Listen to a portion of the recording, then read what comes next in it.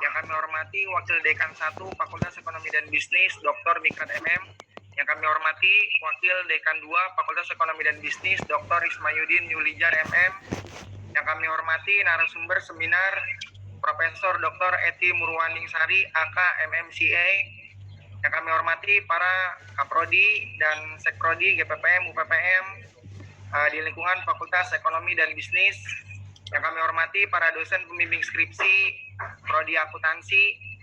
Yang kami hormati rekan-rekan panitia penyelenggara seminar metodologi penelitian serta para peserta seminar metodologi penelitian yang berbahagia. Baik, pada kesempatan seminar metodologi penelitian dengan tema meningkatkan kompetensi mahasiswa dengan penelitian yang berkualitas, yang nanti akan langsung dipandu oleh moderator Bapak Ari Eksandi. Ya, untuk itu mari sama-sama kita buka acara seminar ini dengan melapas basmalah. Bismillahirrahmanirrahim. Ya, untuk acara selanjutnya saya serahkan langsung kepada moderator seminar Bapak Ari Eksandi SE MAKT kandidat doktor. Kepada beliau kami persilakan.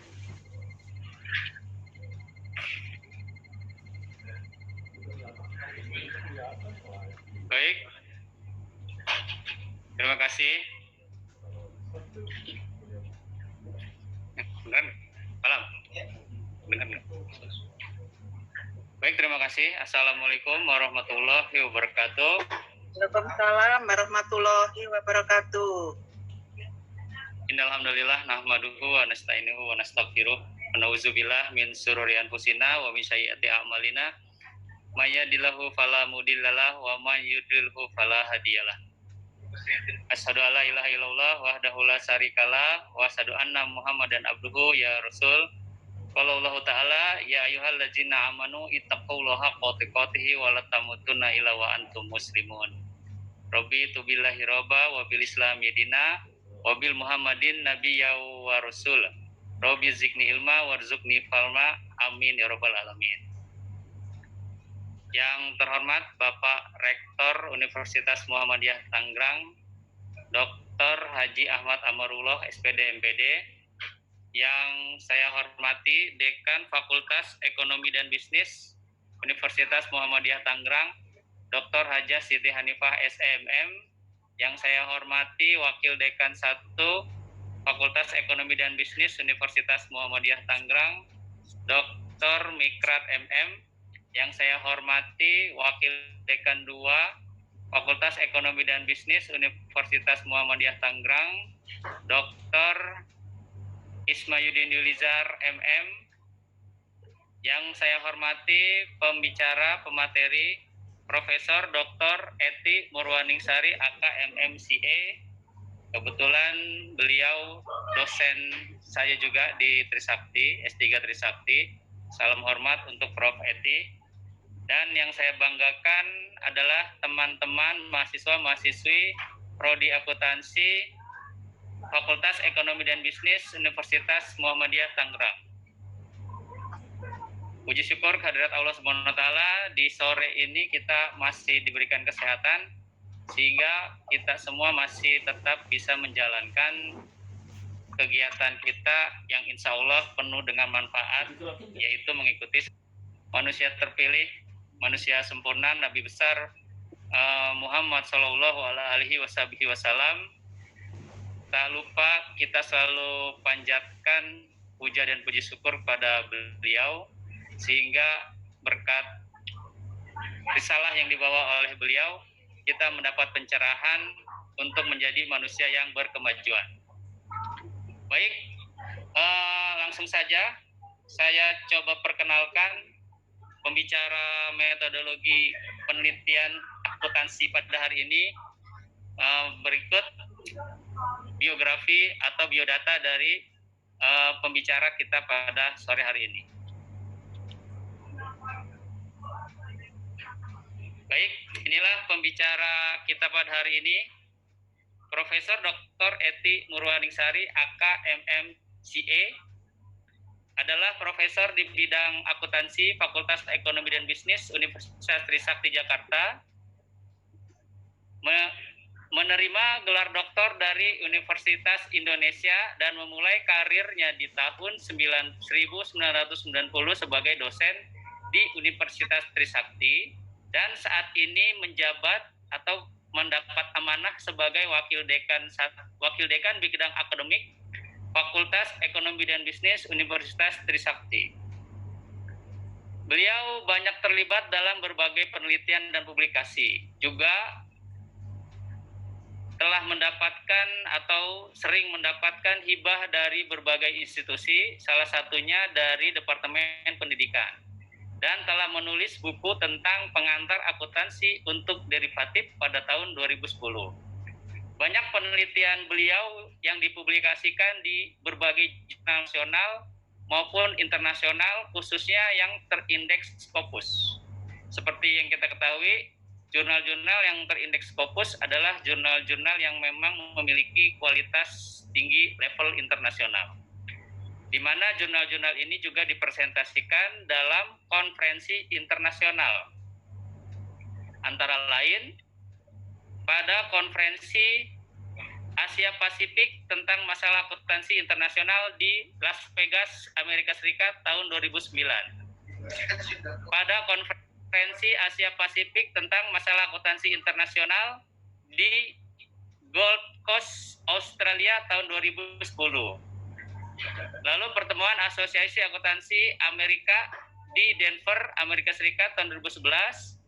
Pertemuan tahunan Asosiasi Akuntansi Amerika Serikat di Washington DC tahun 2012.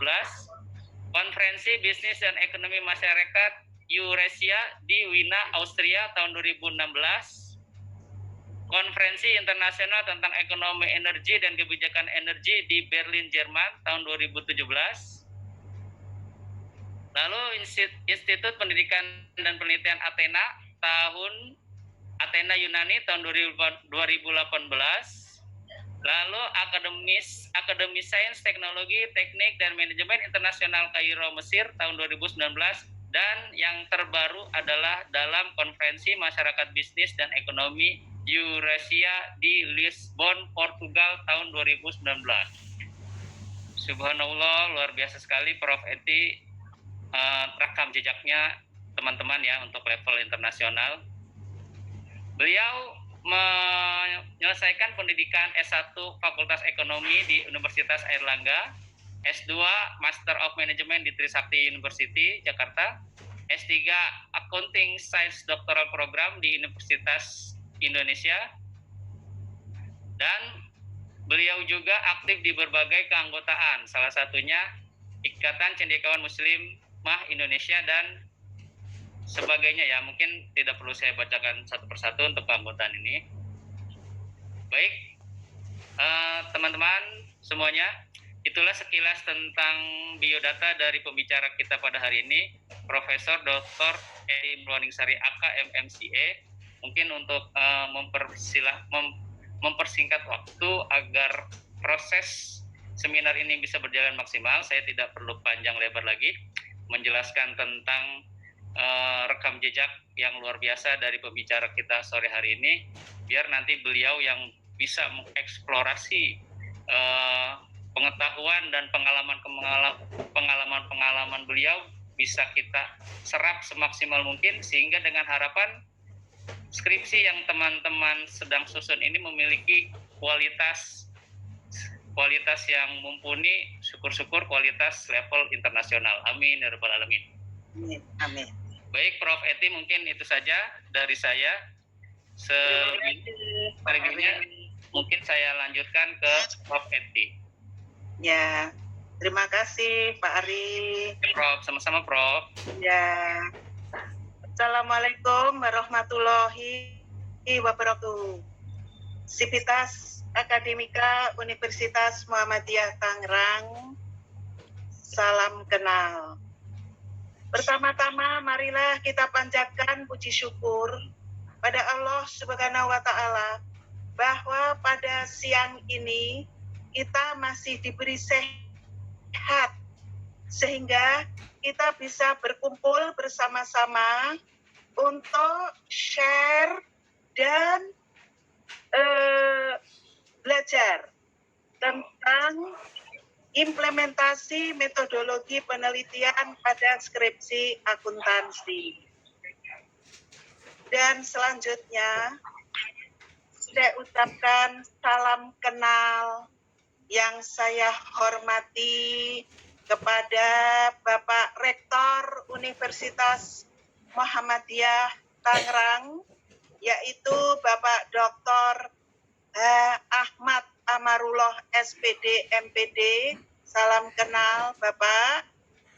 Kemudian juga untuk Ibu Dekan Dr. Hajah Siti Hanifah SEMM.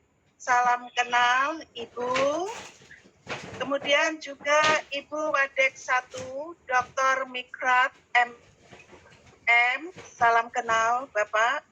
Wadek 2 Dr. Ismayudin Yulizar MM, salam kenal, serta Kaprodi Akuntansi Bapak Ari Eksandi yang saat ini selaku moderator dan selaku mahasiswa saya di program Doktor S3 Akuntansi Fakultas Ekonomi dan Bisnis Universitas Trisakti.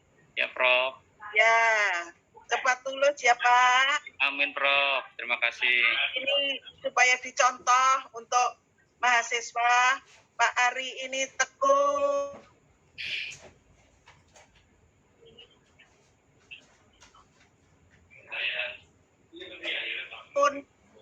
Gigi buat mahasiswa akuntansi. Serta tak lupa, saya salam kenal juga untuk mahasiswi Prodi Akuntansi yang Ibu banggakan. Assalamualaikum warahmatullahi wabarakatuh. Semoga sharing Ibu hari ini bisa bermanfaat untuk kalian. Ya.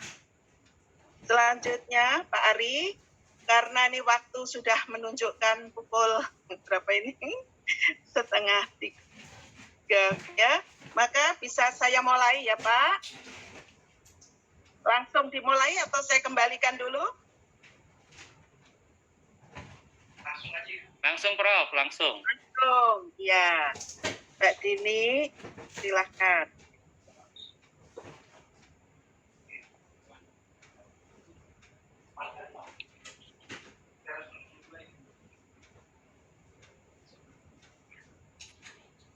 Dibesarkan nggak bisa, Mbak? Dibesarkan nggak bisa. Nah, ya. Topik kita hari ini adalah implementasi metodologi penelitian pada skripsi akuntansi. Di sini nanti saya akan memberikan sharing tentang apa itu penelitian, kemudian bagaimana analisisnya, hingga sampai ke bagaimana membuat Mendeley-nya, hingga sampai nanti implementasinya, implementasi ke skripsi dan implementasi ke publikasi. Nah, untuk pendahuluan, maka sekilas kita akan memahami tentang pengertian metode penelitian. Ini, ya, metode penelitian itu adalah cara ilmiah untuk mendapatkan data dengan tujuan dan kegunaan tertentu. Apa yang dimaksud dengan cara ilmiah? Yaitu penelitian tersebut didasarkan pada ciri-ciri keilmuan, yaitu rasional, empiris, dan sistematis. Apa itu rasional, empiris, dan sistematis? Lanjut. Rasional. Penelitian itu dilakukan dengan cara yang masuk akal, sehingga terjangkau oleh penalaran manusia. Sedang empiris, cara yang digunakan itu dapat diamati dinikmati oleh panca indera kita, sehingga orang lain dapat mengetahui cara yang digunakan tersebut. Sistematis, yaitu proses yang digunakan melalui langkah-langkah tertentu yang bersifat logis. Itulah cara ilmiah. Lanjut. Lalu apa tujuan penelitian itu? Tentunya yang paling minim, yaitu pembuktian, lalu untuk pengembangan. Bagaimana dengan penemuan? Data yang diperoleh dari penelitian tersebut itu benar-benar baru, datanya yang baru, yang sebelumnya belum pernah diakui. Terus, apa yang kita buktikan? Data yang diperoleh digunakan untuk pembuktian, ya, atas adanya keraguan-raguan terhadap informasi atau pengetahuan tertentu. Ragu-ragu, maka kita upaya untuk membuktikan. Setelah kita buktikan, maka kita berupaya untuk memperdalam dan memperluas pengetahuan yang ada tersebut. Lanjut. Lalu, klasifikasi penelitian. Penelitian itu ada penelitian kuantitatif, penelitian kualitatif, di mana masing-masing itu memiliki paradigma, asumsi, dan karakteristik sendiri-sendiri. Kedua pendekatan penelitian itu dapat dilakukan dengan cara simultan, yang saat ini sedang in juga, yaitu mixed method. Itu adalah kita mempelajarinya secara tersendiri, yaitu dari kualitatif, dari kuantitatif, kemudian kita kombinasikan dengan kualitatif. Nah, kemudian penelitian ditinjau berdasarkan pemakaiannya. Di sini ada yaitu penelitian murni. Apa tujuannya? Yaitu untuk mengembangkan teori yang langsung dipraktekkan. Kemudian penelitian terapan, apa tujuannya? Yaitu menerapkan, menguji, dan mengevaluasi suatu teori yang diterapkan dalam upaya pemecahan masalah praktis. Lanjut.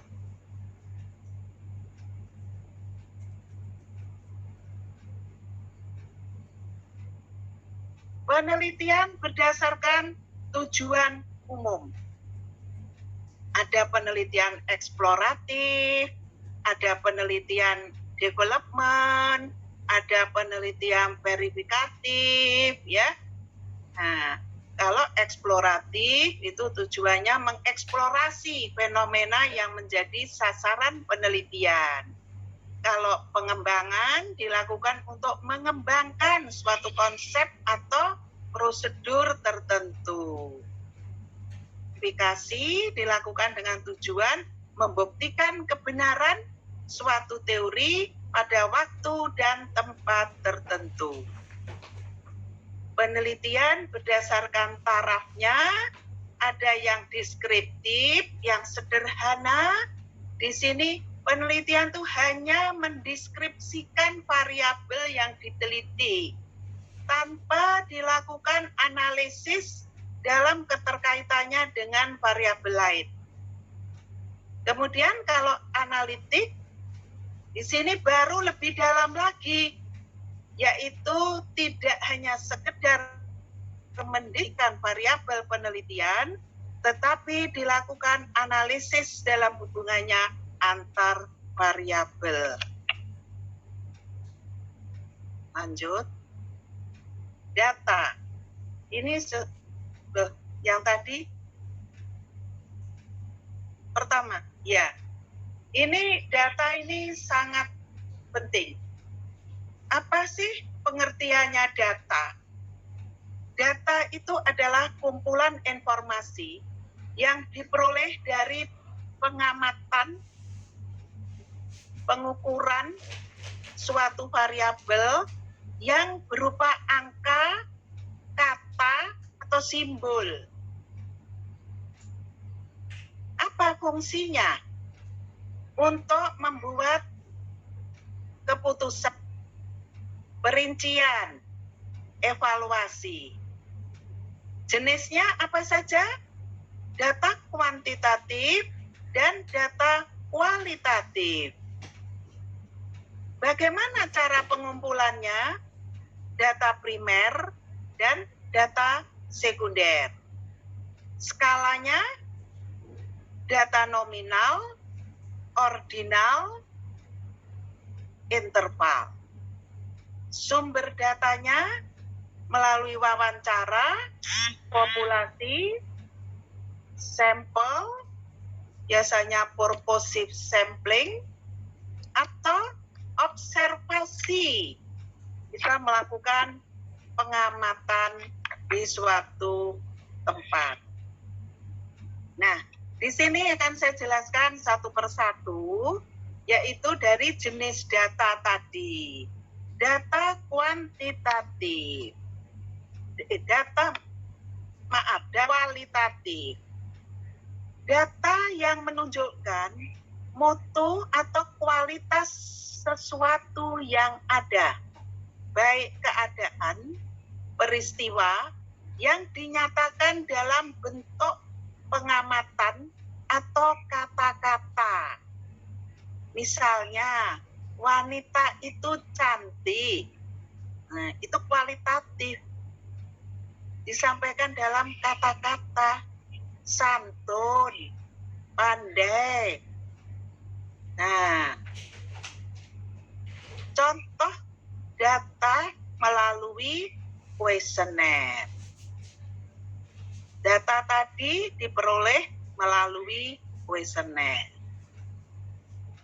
Lalu data kategori. Misalnya, penelitian tentang PHK.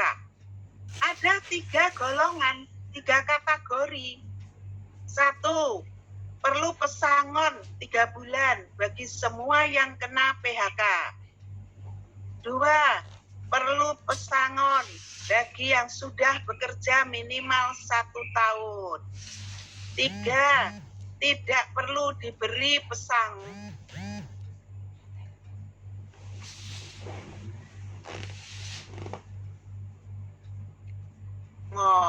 Golongan itu bagaimana? Baik sekali, kemudian mulai baik sekali, baik, sedang, buruk sekali. Nah, itu berjenjang. Bagaimana kalau relatif? Sering, kadang-kadang, jarang, dan yang terakhir 4, jarang sekali. Dan data kualitatif itu bisa dikuantitatifkan, yaitu dibuat angka dalam bentuk orisinilnya maupun dalam bentuk ranking. Data ini diperoleh melalui wawancara dan sifatnya adalah subjektif. Data kualitas subjektif sifatnya. Selanjutnya bagaimana dengan data kuantitatif? Nah, ini berbentuk angka-angka. Nah, itu di papan tulis itu angka-angka. Misalnya di akuntansi, laba 3 miliar, earning per share 0,2. Manajemen laba, kita cari dari rumus manajemen laba. Nah, ketemulah angka. Itu data kuantitatif. Lalu bagaimana cara pengumpulan data? Data primer dan data sekunder. Data primer itu diperoleh dari sumber pertama. Sumber pertamanya, ya. Jadi bisa dilakukan melalui wawancara, langsung bertanya ke orang yang bersangkutan, atau dari pengisian kuesioner atau angket. Sedang data sekunder itu adalah diperoleh dari sumber kedua, atau data itu telah diolah oleh pihak lain. Contoh, laba perusahaan X itu didapat dari laporan rugi laba perusahaan X. Yang mengolah itu di perusahaan X tadi. Terus kita tinggal mengambil angka laba tersebut.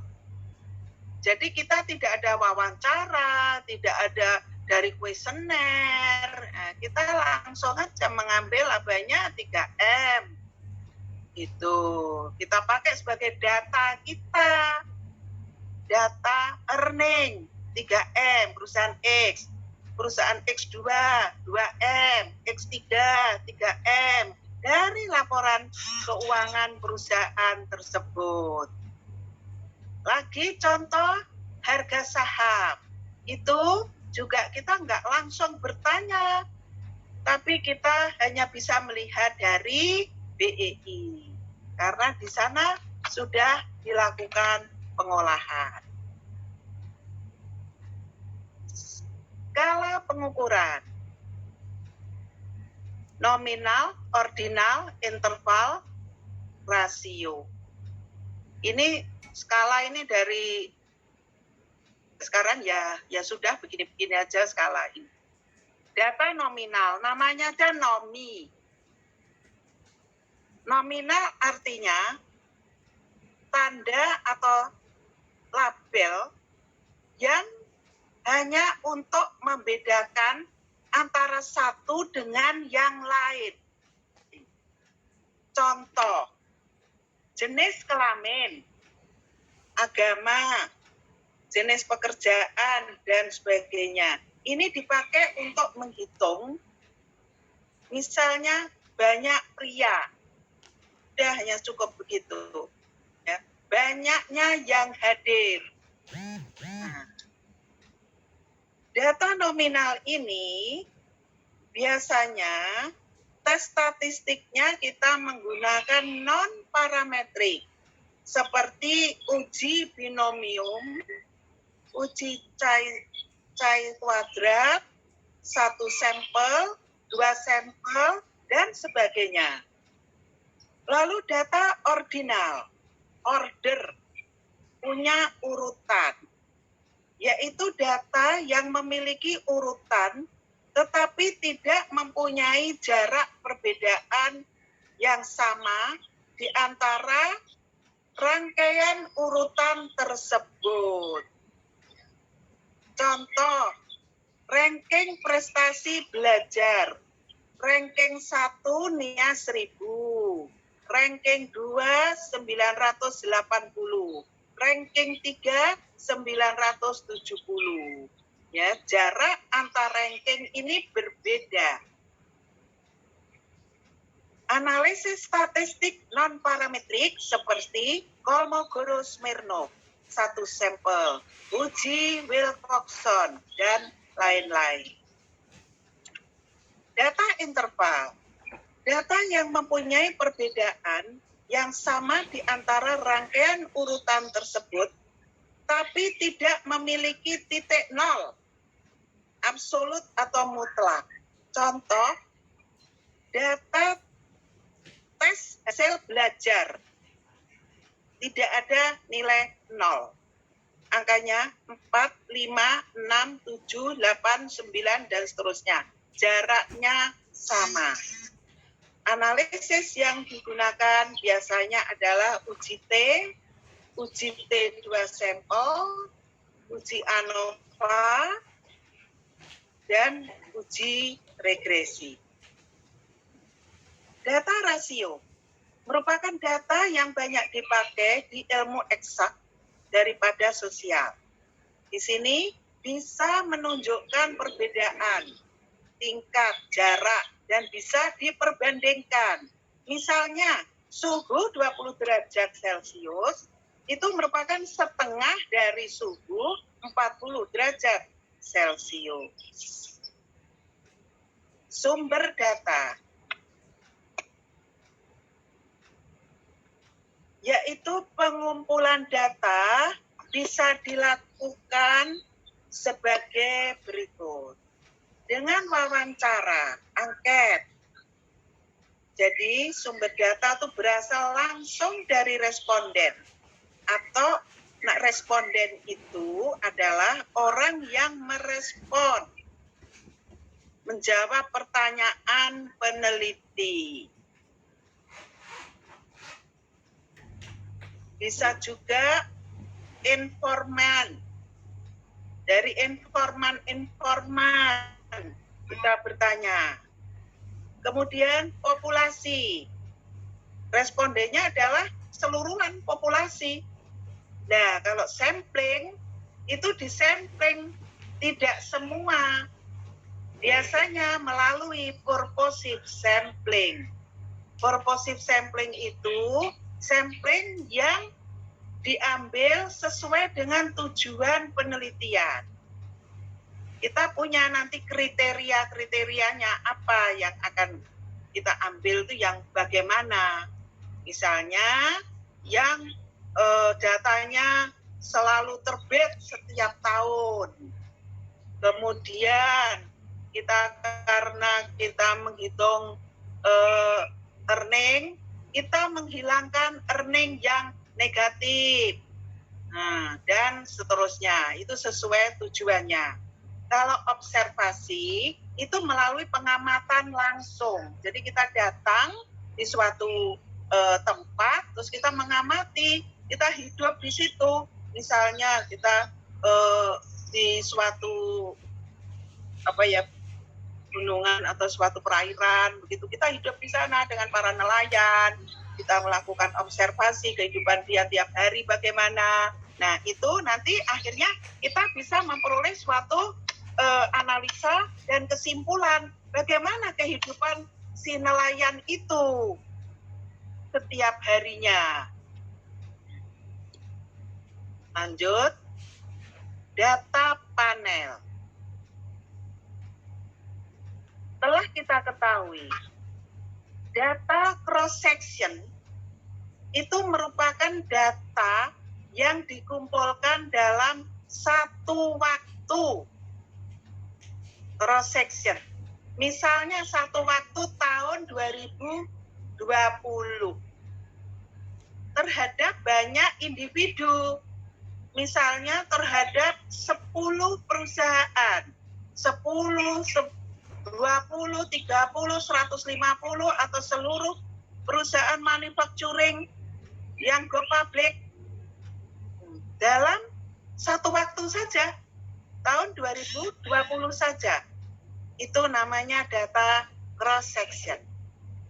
Kemudian bagaimana data time series, yaitu data yang dikumpulkan waktu ke waktu terhadap suatu individu.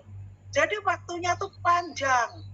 Dari misalnya 2001 sampai 2010. 10 tahun pengamatan itu.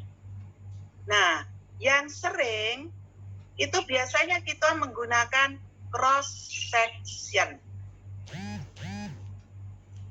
dan time series digabungkan. Namanya data panel. Nah, jadi yang kita lakukan penelitian misalnya kita 3 tahun. Tahun 2017, 18, 19 untuk seluruh perusahaan manufacturing yang go public di Bursa Efek. Nah, itu nanti kita kalikan sehingga jumlahnya berapa, observasinya itu berapa, yaitu 3 kali, misalnya data go publicnya 150, 3 kali 150, sehingga jumlah datanya, data panel itu adalah 450. Itu data kita yang akan kita pakai untuk penelitian. Nah, nanti waktu penelitian bisa juga, misalnya kalian hanya pengen meneliti perusahaan food and beverage, makanan dan minuman. Udah khusus itu saja berapa tahun. Atau LQ45 berapa tahun. Ya. Nah, namanya data panel. Data panel, data time series dan sebagainya itu ada alat statistiknya sendiri-sendiri. Misalnya time series, itu kita menggunakan metode ARIMA atau metode GARD. ARIMA dan GARD. Saya melakukan penelitian itu, tapi sudah lama ya. Waktu coba bisa dilihat di JB, Jurnal Bisnis Indonesia yang mengeluarkan UGM. Itu saya mengolah data time series dengan menggunakan metode ARIMA dan GARD. Nah, kemudian kalau data panel itu nanti kita yang ada namanya common effect dan sebagainya, itu nanti Jotes, Osman, itu nanti kita pelajari, kita kasih contoh di belakang. Contoh bagaimana menyusun skripsi dengan data panel. Kalau time series rasanya belum perlu ya anak-anak. Kalian fokus saja ke data panel. Time series itu nanti kalau kalian sudah kuliah S2, kuliah S3, nah di sana karena ininya udah beda. Ya, tekniknya tuh beda. ARIMA dan GARD. Ya. Lanjut. Data outlier. Apa itu data outlier? Kalian tadi, anak-anak, mahasiswa, adik-adik, kalian tadi kan mengumpulkan data 450 ya, cross section 3 tahun di run. Setelah di run, ternyata itu ada data yang ekstrem. Itu data kalau tidak dikeluarkan, dia bisa menjadikan normalitasnya terganggu. Nah, untuk itu, maka harus kita keluarkan. Ya, jadi kita keluarkan. Bagaimana mengeluarkan data-data ekstrem itu? Nah, di sini kita ada aturannya. Ya, batas berapa kita cut, batas berapa kita buang ke atas, kita buang ke bawah. Nah, caranya, lanjutannya. Caranya, nah ini caranya. Jika kasus sampelnya tuh kecil, ya, kurang dari 80, maka standar skor nilai 2,5 itu dinyatakan outlier. Plus minus, itu ya, plus minus itu. Yang atas dan bawah. Data ekstrem yang di atas, data ekstrem yang di bawah. Nah, itu 2,5. Tapi jika sampelnya itu besar, dinyatakan outlier, itu jika nilainya itu pada kisaran 3 sampai 4. Nah, itu ada hitungannya, nggak 3 angka 3, itu tidak. Ya. Itu ada hitungannya. Nah, kemudian hitungan tadi yaitu dengan menghitung, ada nanti dilihat di buku ya, nggak mungkin saya jelaskan di sini, dengan Z-score. Nah, cuman di sini akan saya tunjukkan, ini loh hasilnya. Dari data yang di-run tadi, 450, itu ternyata observasi ketujuh, data ketujuh. Misalnya data ketujuh itu adalah data perusahaan X5, data PT Astra. Observasi 36, data PT G, data PT 81, data PT 96. Itulah yang kena outlier, ya. Jadi earning per share yang di-cut adalah dari perusahaan nomor 7, nomor 36, nomor 81, dan nomor 96. Itu dibuang. Ya.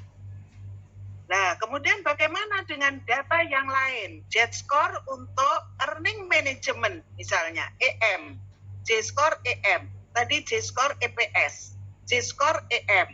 Itu untuk earning management ternyata data yang 36 dan data yang 96.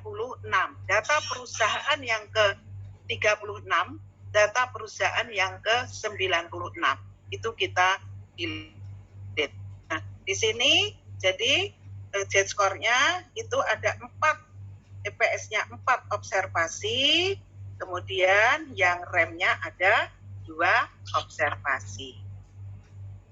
Lanjut. Rancangan penelitian. Kita kalau mau menyusun penelitian, di dalam bab 3, itu kan ada rancangan penelitian, ada data tadi, kita berbicara data tadi dalam rangka di metodologi penelitian bab 3, deskripsi. Anak-anak perlu paham dulu tentang data. Kemudian anak-anak juga perlu paham tentang rancangan penelitian. Anak-anak juga perlu paham tentang jenis-jenis variabel. Karena itu nanti yang akan ditulis di bab 3. Nah, kalau rancangan penelitian itu merupakan blueprint yang menjelaskan secara singkat tapi komprehensif melalui tujuan meliputi, ya. Jadi disebut tujuan penelitian adalah, sedangkan jenis penelitian ini adalah, terus kemudian unit analisis atau populasi, kemudian teknik pengambilan sampelnya bagaimana, rentang waktunya dari tahun berapa ke berapa, teknik pengumpulan datanya, dan analisis datanya menggunakan apa, regresi, data panel, atau regresi logistik, atau LISREL, dan sebagainya. Disebutkan secara singkat. Kemudian jenis variabel. Ini perlu dipahami. Pada saat menulis skripsi, tidak perlu dituliskan variabel independen adalah bla bla bla bla bla bla menurut penulis X. Jadi kita langsung aja variabel dependen kita tuh apa? Ya, jadi variabel dependen itu adalah variabel yang dipengaruhi oleh variabel independen. Kalau di dalam kerangka pemikiran ini biasanya Y, yang paling kanan, Y. Kalau variabel independen itu X, X1, X2, X3, misalnya earning management, asimetri informasi, ukuran perusahaan, dependennya terhadap kinerja perusahaan. Nah, ya, jadi independen adalah variabel yang mempengaruhi variabel dependen. Nah, variabel moderasi. Nah, ini sekarang skripsi-skripsi itu zaman dulu itu masih faktor-faktor yang mempengaruhi kinerja perusahaan, faktor-faktor yang mempengaruhi harga saham. Banyak sekali skripsi berkisar seperti itu. Namun perkembangan terakhir, skripsi itu sudah banyak dimasukkan variabel moderasi dan variabel intervening. Atau ya, jangan gunakan dua-duanya dalam satu skripsi. Bisa, semuanya bisa, tapi akan lama anak-anak nanti menyusunnya ya. Sudah, salah satu pilih yang moderasi atau pilih yang intervening. Nanti akan saya beri contoh di belakang ya. Ini pengertiannya dulu. Variabel moderasi itu sebetulnya adalah variabel independen juga. X juga. Nah, yang akan memperkuat atau memperlemah hubungan antara variabel independen terhadap variabel dependen. Nah, kemudian intervening atau mediasi, ya, mediating, ya, itu adalah variabel yang melalui, ya. Ini kalau dibahasakan begini bingung, nanti saya tunjukkan di contohnya, ya. Tapi ini perlu saya sampaikan juga pemahamannya, ya. Fungsinya memediasi variabel independen dengan variabel dependen. Kalau tadi moderasi itu memperkuat atau memperlemah, tapi kalau intervening itu memediasi. Jadi memediasi itu lebih signifikan mana? Melalui intervening atau langsung? Nah, itu memediasi. Pak Ari, mohon maaf Pak Ari, suara saya kecepatan atau putus-putus? Cukup Prof, bagus Prof. Enggak kecepatan ya Pak? Enggak Prof, enggak. Ya, karena agak-agak ngejar waktu juga. Oh iya Prof, ya. Ya. Lanjut, variabel kontrol. Nah, variabel kontrol itu juga independen. Makanya jangan sampai salah. Nanti meletakkan dalam kerangka pemikiran, variabel kontrol itu ditaruhnya di bawahnya dependen. Salah.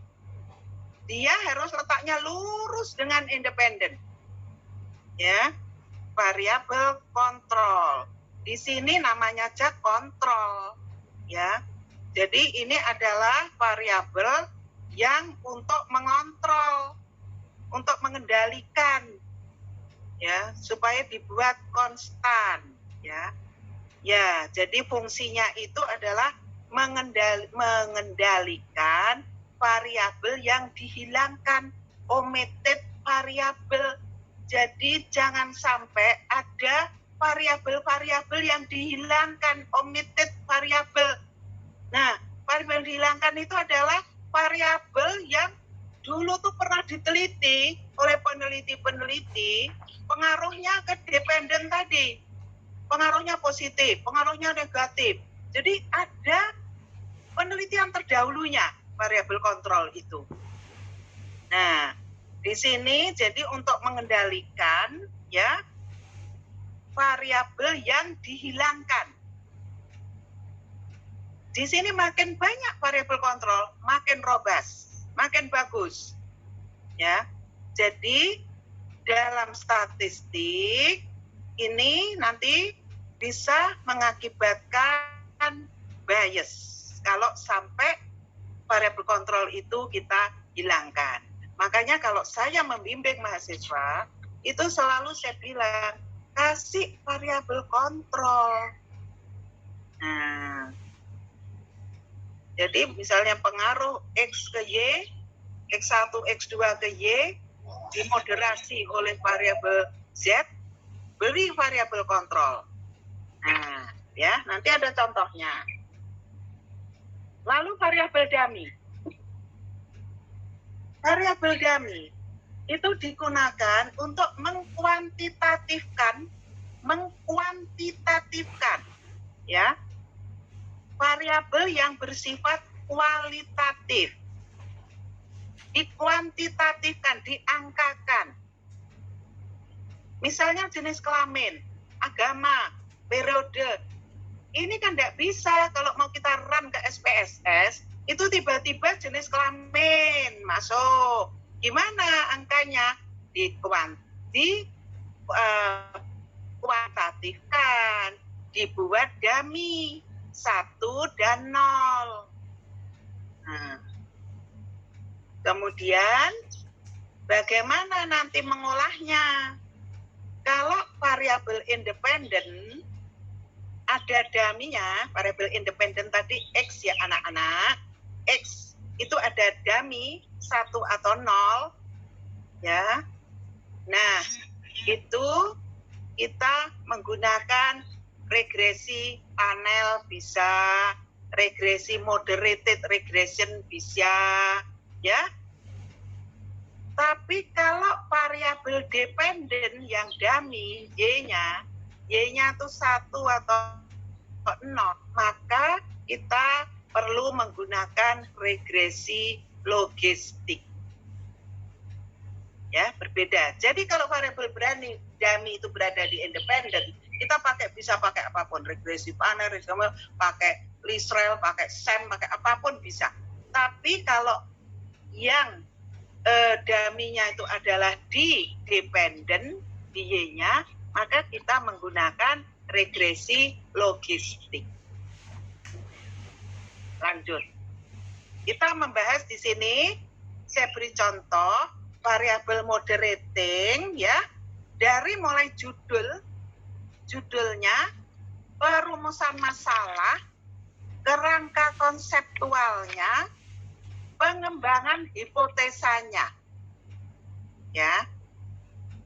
Nah, di sini tadi disebutkan variabel moderating adalah memperkuat atau memperlemah. Ya. Hubungan antara variabel independen dengan variabel terhadap variabel dependen. Contoh. Ya. Pengaruh laba sebelum pajak ini, aliran kas operasi, perbedaan laba akuntansi dan pajak terhadap persistensi laba dengan penurunan tarif pajak sebagai moderasi. Nah, tuh. Tadi variabel X-nya mana anak-anak? Pengaruh laba sebelum pajak kini itu X1. Aliran kas operasi X2. Perbedaan laba akuntansi dan pajak X3. Itu XX tadi adalah variabel independen. Dia posisinya di sebelah kiri. Kalau di kerangka konseptual. Terhadap persistensi laba. Persistensi laba adalah Y, variabel dependen. Dengan penurunan tarif pajak sebagai moderasi. Nah, moderatingnya penurunan tarif pajak dapat memperkuat atau memperlemah pengaruh X1, X2, X3 terhadap Y. Nah, rumusan masalahnya, kalau masih rumusan masalah, jangan diberikan pengaruh arah itu jangan diberikan dulu. Pengaruh positif, negatif, jangan. Begitu pula moderasinya. Jangan ditulis memperkuat, memperlemah, jangan dulu. Cukup memiliki pengaruh. Apakah terdapat pengaruh laba sebelum pajak ini terhadap persistensi laba? Tanda tanya. Kalau rumusan masalah anak-anak dalam tanda tanya. Tapi kalau tujuan penelitian, rumusan masalah ini di copy paste aja biar aman. Nggak salah nulis, nggak salah apa. Nah, tapi tanda tanyanya dibuang. Cukup mengatakan bahwa tujuan penelitian adalah untuk mengetahui apakah terdapatnya coret, delete. diganti untuk mengetahui pengaruh laba sebelum pajak ini terhadap persisten laba. Titik. Bentuknya statement, bukan kalimat tanya. Nah, kemudian itu pengaruh variabel independen terhadap dependen. Nah, sekarang variabel moderasi. Perhatikan penulisan moderasi. Yang diangkat pertama itu adalah variabel moderasinya. Ya. Apakah penurunan tarif pajak? Nah, itu kan judulnya tadi penurunan tarif pajak kan? Memoderasi. Nah, nggak boleh memperkuat, memperlemah, memoderasi. Pengaruh laba sebelum pajak ini, variabel independen, terhadap persisten laba, variabel dependen. Itu rumusan masalah. Lanjutannya nanti tujuan. Nah, sekarang bagaimana kerangka konseptualnya? Inilah implementasi yang saya sampaikan tadi. Bahwa variabel independen itu adanya sebelah kiri. Variabel kontrol itu merupakan variabel independen. Dia harus lurus dengan variabel independen. Ini kaidah-kaidah ini harus diikuti. Anak-anak biasanya cuma udah nulis kotak-kotak aja, nggak ngerti itu variabel independen atau dependen, kontrol, moderasi, udah nggak ngerti. Itu jangan, harus ditulis. Jadi rapi, skripsi kalian tuh rapi. Variabel independen. Nah, itu X1, X2, X3. Tapi jangan ditulis X. Itu tadi untuk pemahaman saja. Jangan ditulis X1, X2, X3. Tapi tulislah singkatannya. Singkatan dari independen itu tadi. Jadi, laba sebelum pajak gini LSPK. Nanti, waktu ngeran data dan hasil, membaca hasil, itu judulnya ya LSPK. Kalian harus tahu LSPK itu, oh laba sebelum pajak gini, itu X1, itu independen. Oh, terus AKO, oh itu aliran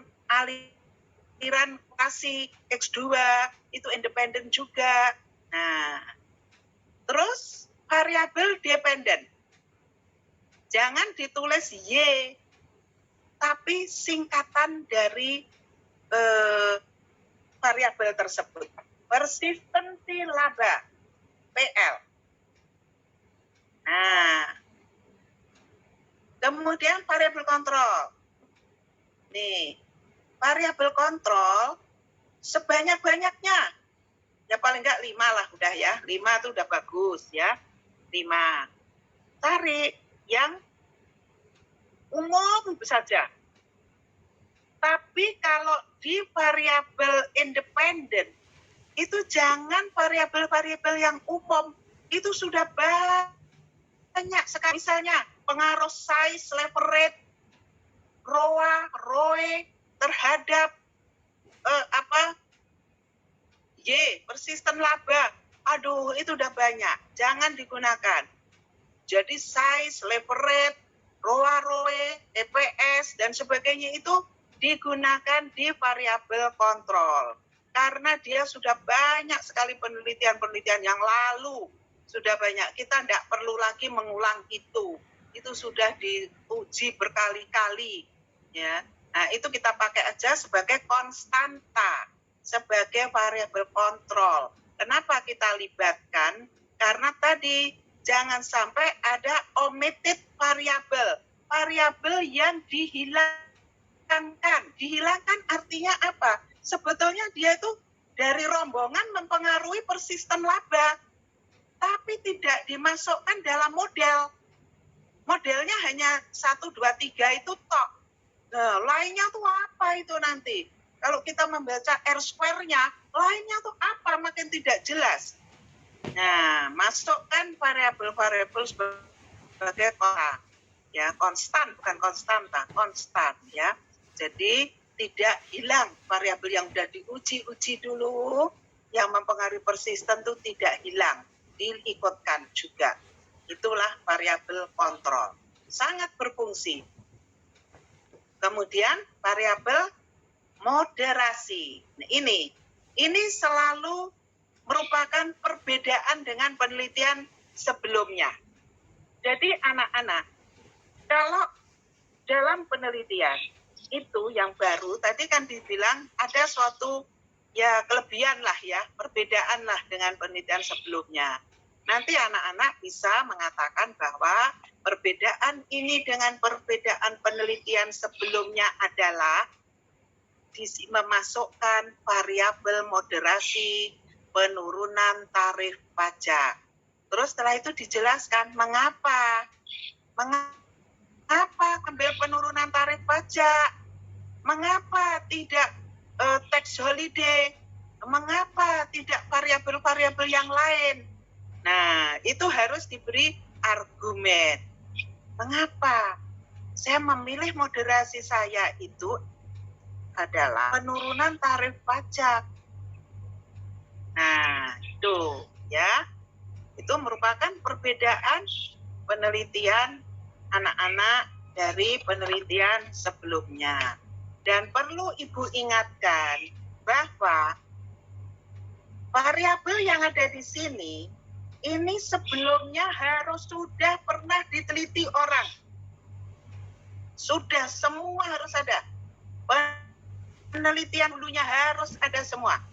Laba sebelum pajak ini terhadap persisten. Haruskah terhadap persisten? Ini terhadap persisten. Terus penurunan tarif pajak juga udah harus ada terhadap persisten. Nah, ya, tuh. Terus di sini nanti saya beritahu juga bagaimana untuk mengatakan memperkuat dan memperlemah. Kan moderasi.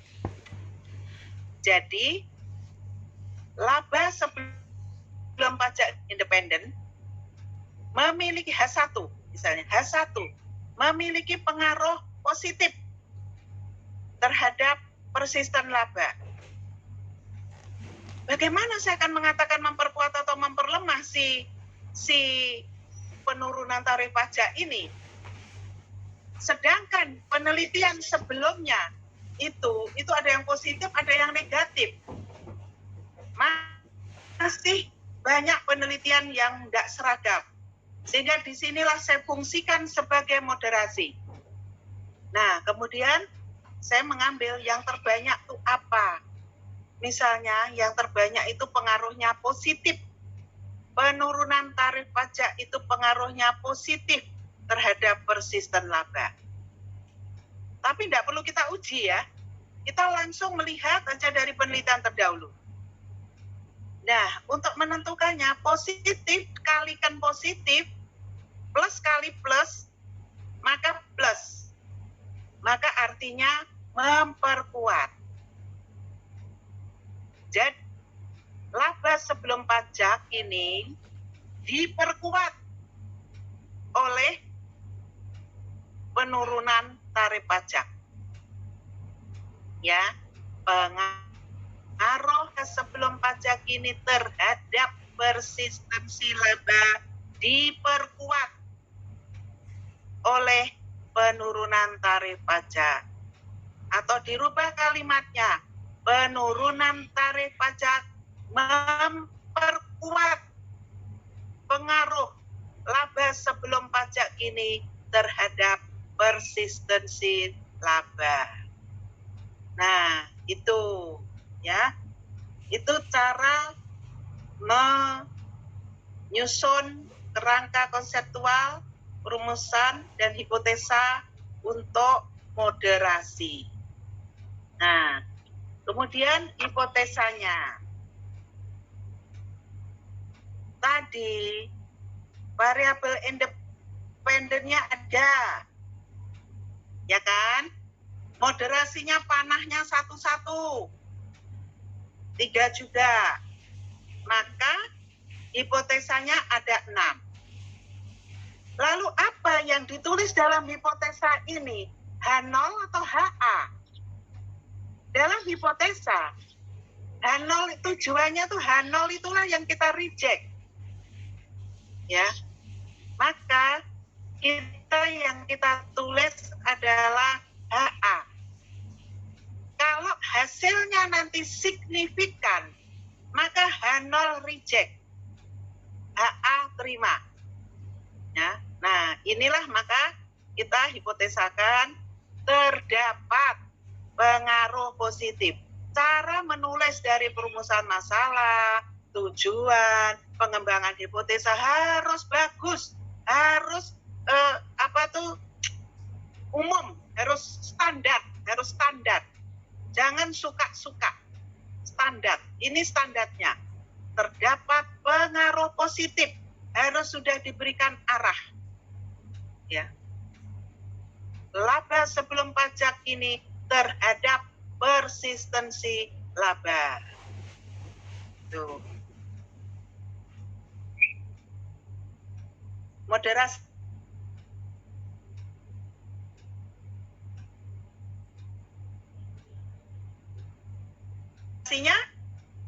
Moderasi kan ini memperkuat pengaruh laba sebelum pajak ini terhadap persistensi laba. Nah, tuh ya, anak-anak. Jadi ada 6. Itu tadi secara komprehensif poin-poin yang baku harus ada pada saat kalian menyusun outline skripsi, yaitu judul, kemudian tadi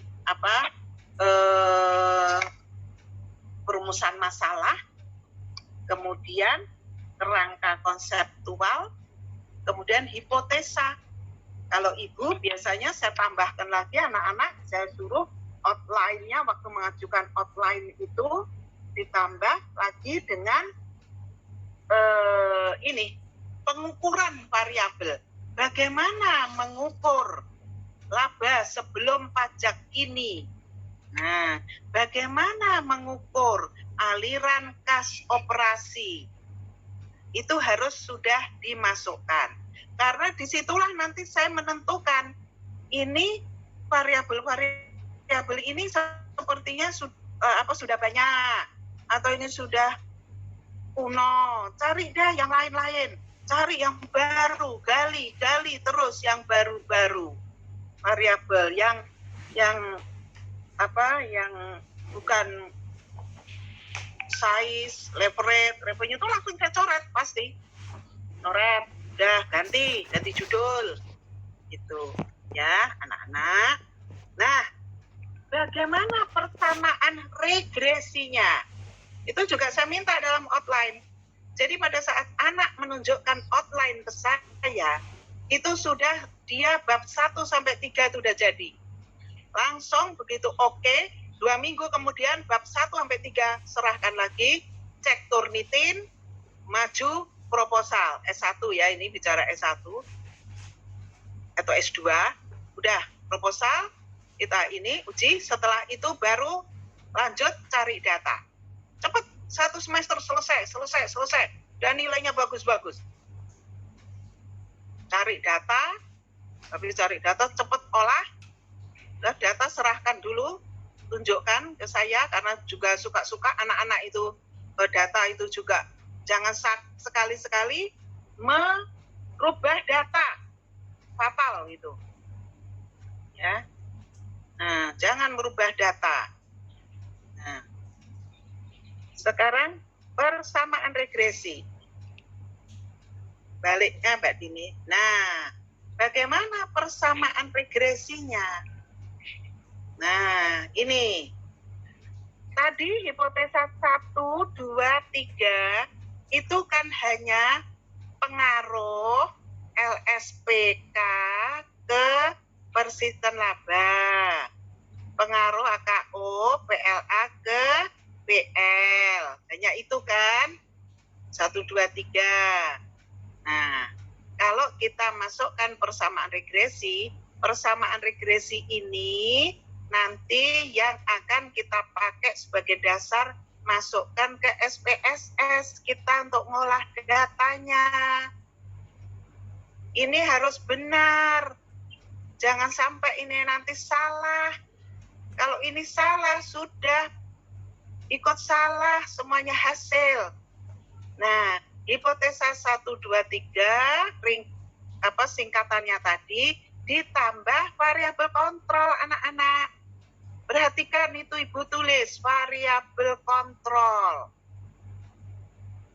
Sering juga mahasiswa itu hanya 3 itu tak. Variabel kontrol di kerangka pemikiran, kerangka konseptual, ditulis namanya. Tapi waktu di persamaan regresi tidak dimasukkan. Nah, apa gunanya? Jadi harus konsisten. Apa yang ditulis di kerangka konseptual itu masukkan di persamaan regresi. Ya, jadi judul, rumusan masalah, tujuan, hipotesa, kerangka, dan persamaan regresi. Harus ngeling terus, jalan seiring terus. Tapi variabel kontrol itu jangan dimasukkan di judul ya anak-anak. Tidak boleh dimasukkan di judul. Judulnya yang 3 variabel independen tadi. Ya, sudah. Terus yang kedua, untuk pengujian hipotesa 4, 5, 6. Tadi hipotesanya 6 kan? 4, 5, 6 itu adalah moderasi. Nah, bagaimana menulis moderasi? Pertama, ditulis dulu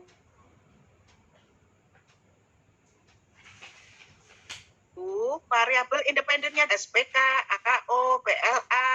Nah, lalu dikalikan variabel independen tadi dikalikan dengan PTP.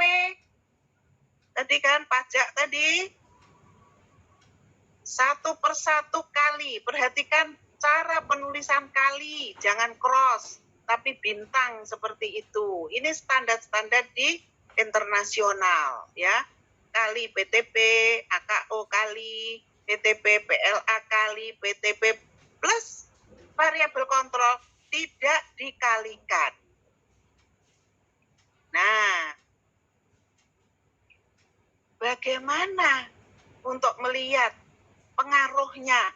Oh, ini PTP itu memperkuat pengaruh LSPK terhadap PL itu dari mana? Nah, itu dari koefisiennya. Koefisien B4, B5, B6 itu harus signifikan pada 0,05 atau 0,10. Ya, jadi itu baru dinyatakan moderasinya itu bisa memperkuat.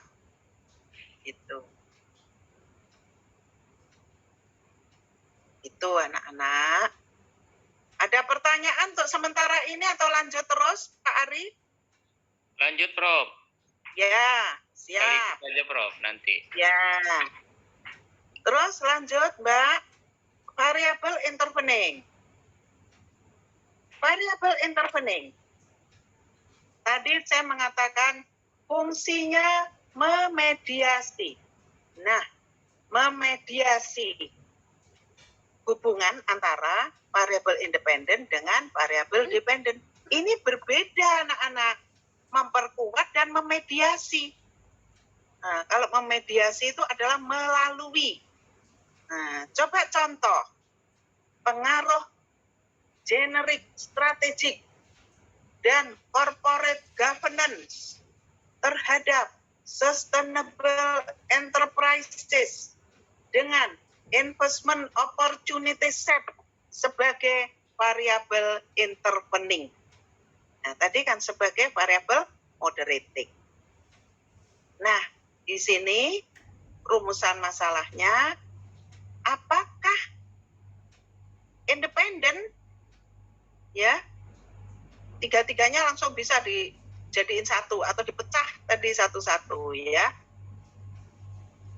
Kalau dalam publikasi itu bisa digabung begini, tapi dalam skripsi tetap satu-satu.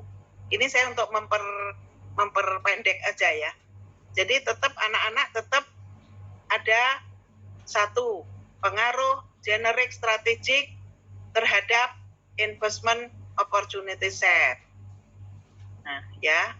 Terus yang kedua itu tetap apakah generic strategic terhadap sustainable, ya. Jadi gini anak-anak. Ini variabel Y-nya apa? Sustainable enterprise. Interveningnya apa? Di tengah interveningnya. Itu Z. Nah, independennya apa? Independennya adalah generic strategic dan corporate governance. Generic strategic dan corporate governance itu diuji dulu, dibuat pengaruh dulu terhadap investment opportunity set yang di tengah, variable intervening. Kemudian baru generic strategic dan corporate governance itu ke Y, sustainable enterprise. Sudah cukup begitu, jangan dibuat melalui, nggak perlu. Nah, yang ketiga, itu barulah dikatakan manakah yang lebih memiliki pengaruh langsung. Pengaruh langsung, generic strategic dan corporate governance terhadap sustainable enterprise langsung ke Y, atau pengaruh tidak langsung, generic strategic dan corporate governance terhadap Y melalui tengah-tengah investment opportunity set. Perumusan ini tidak dihipotesakan, tapi tujuan intervening itu sebetulnya goalnya itu ya di sini. Goalnya itu di manakah yang lebih memiliki pengaruh langsung atau tidak langsung. Ini goalnya sebetulnya. Cuman di dalam olah datanya tidak perlu dihipotesakan, tapi nanti muncul di angka hasil SPSS-nya. Nanti bisa dihitung, ya.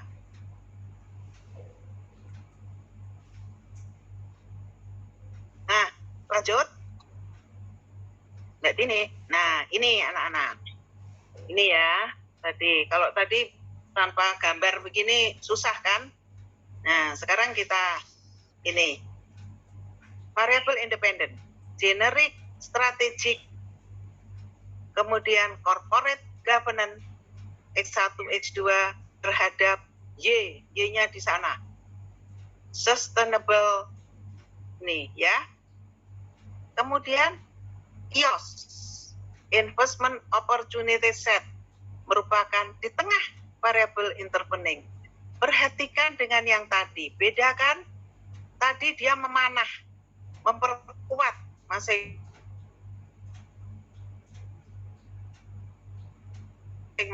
Kalau ini kemudian hipotesa 2, itu semua ke investment opportunity set. Hipotesa 3 ke sustainable. Hipotesa 4 ke sustainable. Investment ke mana? Sustainable. Nah, kemudian bedanya dengan tadi, di sini variabel kontrol ada 2, yaitu mengontrol yang intervening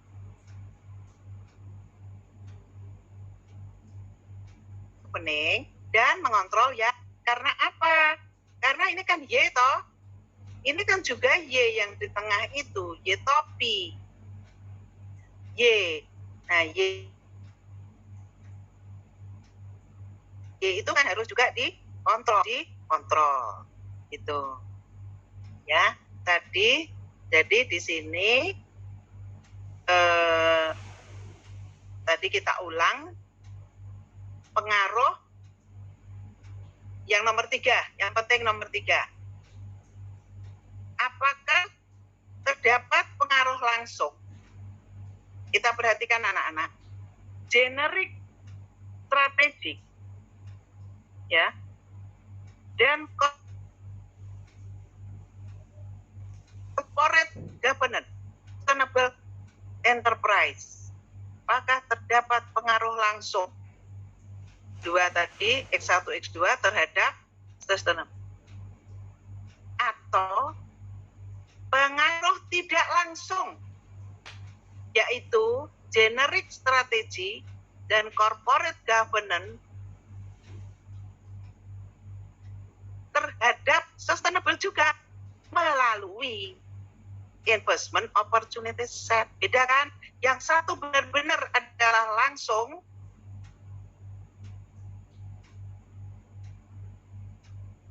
yang kedua kalimat set. Ya, itu perbedaannya. Ya. Kemudian pengembangan hipotesa. Pengembangan hipotesa. Mbak Dini.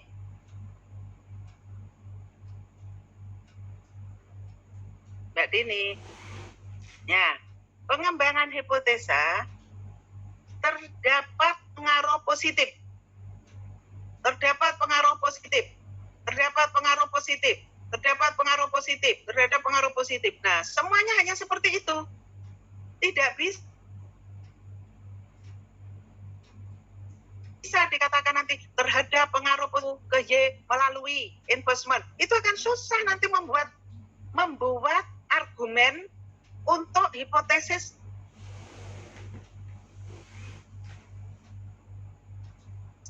Karena setiap pengembangan Nah, sebelum mengatakan terdapat pengaruh positif, itu harus ada dulu penelitian sebelumnya.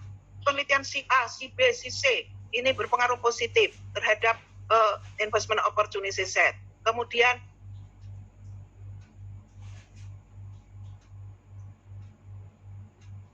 logikanya gimana? Baru untuk positif. Kenapa kamu memilih positif? Sedangkan penelitian sebelumnya tuh ada yang plus, ada yang min, ada yang tidak signifikan. Nah, berikan argumen dalam hipotesis ini. Hipotesis ini adalah otaknya dari skripsi, otaknya tesis, otaknya disertasi. Di sini pengembangan hipotesis argumennya ini yang paling sangat selalu disorotin terus oleh dosen. Ya, jadi penelitian terdahulu, terus argumen kenapa positif. Nah, baru terus hipotesanya HA1 terhadap pengaruh positif, X1 terhadap Y. Kalau di sini investment Y